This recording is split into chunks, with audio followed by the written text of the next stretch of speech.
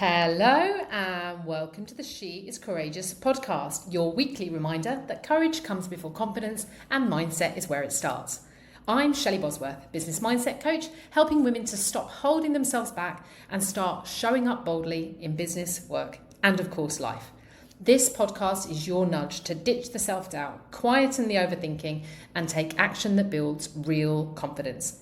Because she is courageous and she is you. Hello and welcome back to the She is Courageous podcast. Today's episode is an interesting one. I mean, it's either going to work or it's not, but I felt like it's a subject I can't ignore any longer. And I want to start with a question. When you look at everything you've built in your business, in your career, in your life, do you genuinely believe it's enough? And do you feel proud? And I don't mean can you see it? I don't mean can you list your achievements? I don't mean could somebody else look at your life and tell you how well you're doing? I mean when you look at yourself, do you actually believe it's enough? Because something that's been coming up recently in some workshops I've done, in some client conversations, I'm seeing women who have built incredible businesses, women in senior leadership roles, women leading teams, speaking on stages, signing clients, earning more money than perhaps they ever imagined they would. From the outside, they've achieved kind of what they once hoped for. And if anyone else looked at their life, they'd be like, oh my God, you're doing so well. And this isn't one of those where it's like, don't look at the highlight reel. This is where all of that is true. And yet they're still questioning themselves. They're still wondering whether they're good enough. They're still overthinking decisions. They're replaying conversations, worrying about losing clients, feeling like they've got something to prove. They still don't feel like it's enough. Actually, no, that's not the right line. They still don't feel like they're enough. And I think what's really interesting me at the moment is the evidence is there. They have the evidence. And if you are listening and you know this is you, I want you to really hear this. You have the evidence. You probably have years of evidence. You're not hoping you'll become successful one day because actually, to all intents and purposes, you already are. You've achieved a level of success. You might still want more, that's okay. But if you are listening and actually some of this is resonating because you are overthinking, over-delivering, worrying, etc., etc., and you know the evidence is there, the real question I found myself asking is, so why isn't it changing how you're feeling?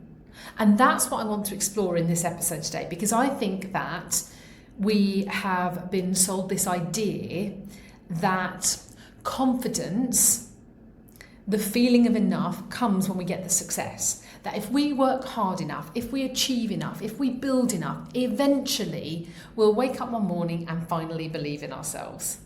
We'll finally feel secure. We'll finally stop questioning ourselves. We'll finally feel like enough.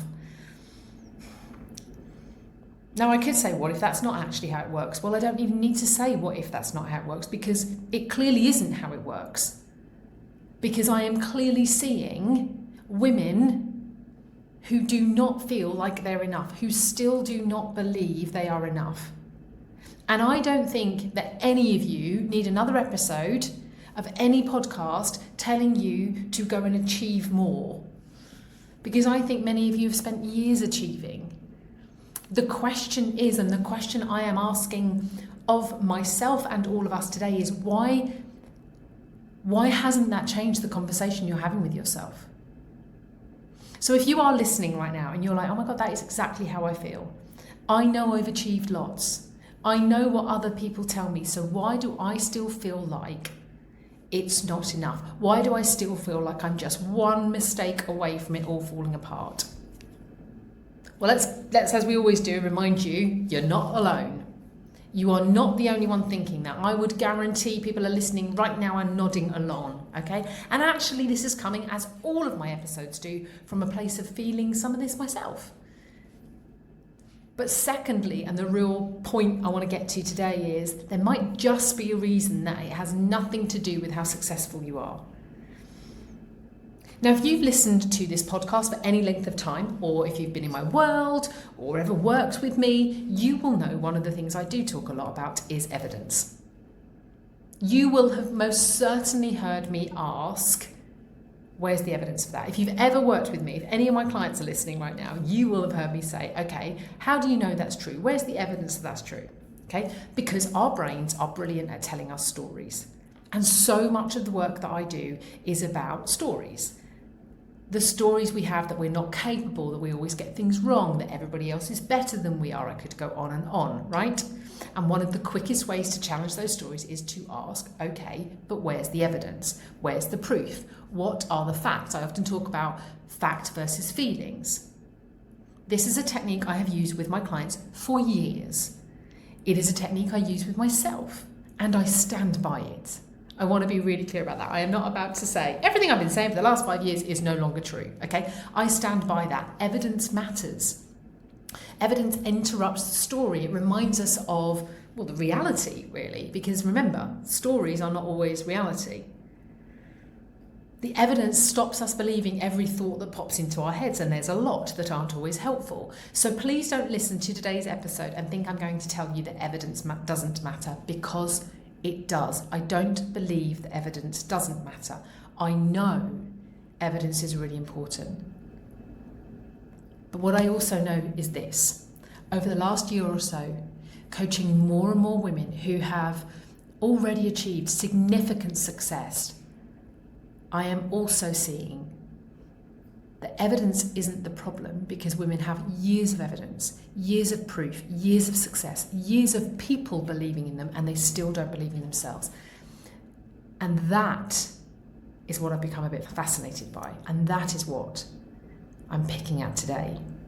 Because if the evidence is there, why the hell isn't it landing? Why isn't the evidence enough for us? Why doesn't it change how we feel? So I still believe in using evidence to challenge our thinking. I will still teach that. I will still coach people through that. But evidence can only take you so far. And here's why. Because the evidence lives outside of you. The belief lives inside you. I'm going to say that again. The evidence lives outside of you. Belief lives inside you. And they are not the same thing. Two women can achieve exactly the same thing. They can both build very successful businesses in the same industry, doing the same work. They can speak at the same event. They could sign the same client, for God's sake. They can have exactly the same feedback. But one of them can walk away thinking, that went really well, go me, I'm super proud of myself. The other can walk away thinking, well, just about pulled that off, didn't I? Same evidence, completely different conclusion. So the evidence can't be the problem.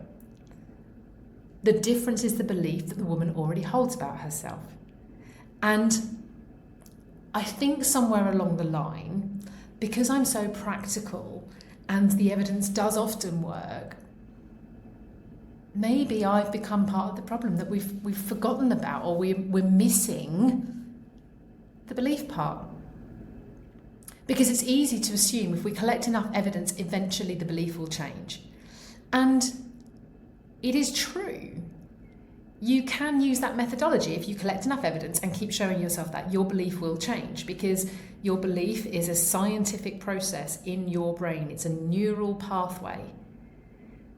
So eventually you'll believe you're capable. Eventually you might feel confident. Eventually you might stop worrying. But it's not what I'm seeing, and eventually isn't good enough, let's be honest. What I'm seeing instead is that women are collecting more and more evidence while holding the same belief. And because the belief hasn't changed, neither has the feeling. The belief becomes the filter. That's the way I think about this. Every piece of evidence has to pass through the beliefs we already hold. If I fundamentally believe I'm capable of something, I will see success as confirmation. If I fundamentally believe I'm not enough, I'll explain that same success away. And that's why we hear people say things. Now, if someone gets really good feedback, oh yeah, but they were just being nice. Get a good opportunity. It was just good timing. I got lucky. I worked harder than everybody else. They probably didn't have anybody else that they could get to do it. We become very creative at dismissing our own success. We are brilliant at it. I mean, if we could only be that creative in other parts of our life. We will find almost any explanation other than simply accepting we did something well. But I think accepting that we are good enough, so accepting that we are, actually damn great ladies, is really uncomfortable, especially if you spent years believing you're not enough. So allowing yourself to believe the evidence almost, it feels kind of threatening, because it's challenging a story you've been carrying for years. And it's back to this piece I often say, sometimes it's safer and more comfortable to stay where we are, even though it's not helping. But I used to think that feeling would disappear as I became more successful. I used to think that, for so many of the people I work with, well, look, when they realise, when they get more and more success, it will outweigh the belief. It will, because the evidence is there, so it's got to give them the new belief. I genuinely thought that the beliefs would follow achievement. Did I? I think I did, yes, because that's why I believed in that methodology, and I still do. But actually, what I'm seeing more and more, and maybe there is something about societal conditioning, maybe there is something about, the world we're living in now, I don't know. But what I'm seeing is that the more successful women become, what they are then saying is there's more to lose. More clients, more responsibility, more visibility, more people watching, higher expectations, bigger decisions. So the belief adapts, it doesn't disappear.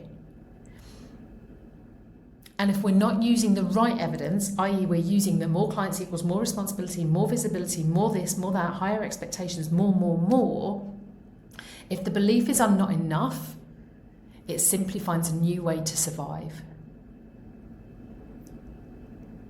Like, think about coaching, right? When I first started out and I had 2 clients, my belief was when I get to 5, then I will know I'm enough. When I get to 10, then I'll feel like I'm really nailing it, I'm really good enough at this. But what happens is you get to 5, you get to 10, and the belief then is, well, yeah, but can you keep them? Can you continue growing? Can you sustain it? Can you do it again? Because I'm still working on the belief of not good enough. The goalposts just keep moving, not because the business isn't growing, not because I'm not becoming more successful, not because your career isn't successful, because the belief was never about the business, it was about you. If the belief underneath is I'm not enough, there is no amount of external success that magically changes an internal belief. Success doesn't rewrite the story, it just gives the story more material to work with. Now, I feel like I just want to repeat again, I am not saying evidence doesn't matter. I'm not saying that doesn't work. It absolutely does. Evidence is the thing that helps us catch the story in the first place. But if you've got years of evidence and you're still not believing it, I would suggest right now the next step isn't collecting more proof. It's becoming curious about the belief that keeps arguing with the proof. Now, you might be listening to this and going, okay, this really makes sense, right? I absolutely agree. Everything you've just said, that is how I feel, Shelley. But what do I do? Now, like I always say, there's no flick of a switch here. The purpose of this whole podcast, She is Courageous. It's about being courageous enough to do something differently, to face into things. And what I do want to say is don't make this another thing to fix. This isn't another thing to achieve. This isn't right, I need to believe in myself better. That is not the point of this episode. It is about recognising you have the evidence, and yet the evidence isn't enough because the belief underneath is just adapting, not shifting and changing. So my first tip is actually stop looking for more evidence. What now? Oh my God, I know. I feel quite uncomfortable saying that. It's almost controversial because I have spent 5 years teaching evidence is the answer, and I'm not coming away from that. But right now, if you have the evidence, you don't need to look for more. So you might have the evidence, you might have been in business for however many years, led teams, got clients, been recommended, been referred, opportunities are coming, great. You don't need another testimonial, you don't need another qualification, you don't need another client to prove you're enough. You have the evidence. Here's what I want you to ask yourself instead. One of my favourite questions. What am I making this mean about me? What am I making all this mean? Don't go looking for more evidence. When the things that happen affect you, what do you make them mean? When a client leaves, what do you make that mean? When you don't get an opportunity, what do you make that mean? When somebody doesn't give you the feedback you want to, what do you make that mean? Because that's where the beliefs live. Not in the happening, not in the event itself, in the meaning. The other thing I want you to do is start catching yourself dismissing the evidence. Because you've already nodded along, right? You've got the evidence, but it's still not enough. You still don't believe enough. I want you to notice where you are dismissing the evidence. I talk a lot about catch, challenge, change. Just like I still believe in the evidence methodology, I still believe in my methodology of catch, challenge, and change. You need to catch yourself dismissing the evidence. I often say to people, you've got to catch yourself and notice what is it you're telling yourself. Well, here I want you to catch where you are dismissing the evidence that you know you have. What is it you are saying there? Is it the I just got lucky, they were just being nice, it wasn't that big? Catch that. Because I don't think that women, you, us, I don't think we're letting the evidence land. We're dismissing it so quickly. We celebrate something for about 30 seconds, then we're on to the next goal. Hit a revenue target, great, straight on to the next one. Get promoted, great. Throw ourselves into the role, I've got so much to prove. Someone tells us we've changed their lives. Yes, I've actually had that feedback. And I go, it wasn't really me, they did that themselves. And they did. But actually it's okay to acknowledge I had a part in it. No wonder the evidence never changes us, we barely acknowledge it. Here's what I know. The women that I work with, the women in my world, the women I see, they don't need to become more impressive because my God, they already are. But they need to stop arguing with the evidence they've spent years creating. You need to stop arguing with the evidence you have spent years creating. You need to stop arguing with the evidence you know you've got. The reason I love working with women at this kind of stage of their business where they've achieved a certain level of success and they want to get up to the next level is because it's not about another strategy. Like you already know how to work hard, you already know how to achieve because you are and you have. What I love is exploring the conversation that you are having with yourself while you're doing all of that, because that's the conversation that's shaping everything. So if you are dismissing the evidence you know you have and wondering why you still don't believe in yourself, it's because you're dismissing the evidence that you already have. It's because you're not actually letting that evidence land. I want you to catch yourself dismissing and really ask yourself, what are you making this mean? What are you dismissing and what are you telling yourself? Because that's where the answer lies. It's back into the belief piece. I'm not asking you to go into I'm not asking you to go delving into the depths of your childhood. You can, but that's not what I'm asking you to do from a 24-minute episode. I want you to explore the conversation you're having with yourself, because that conversation is shaping everything. And the minute you get honest about that, that's when you can really start to change the belief.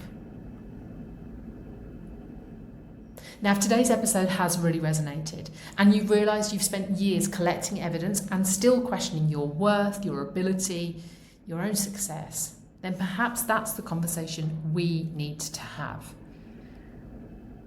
I'll pop a link in the show notes if you'd like to find out more about working together. But for now, what I want to remind you is this. She is courageous and she is you. So be courageous and challenge your own conversation.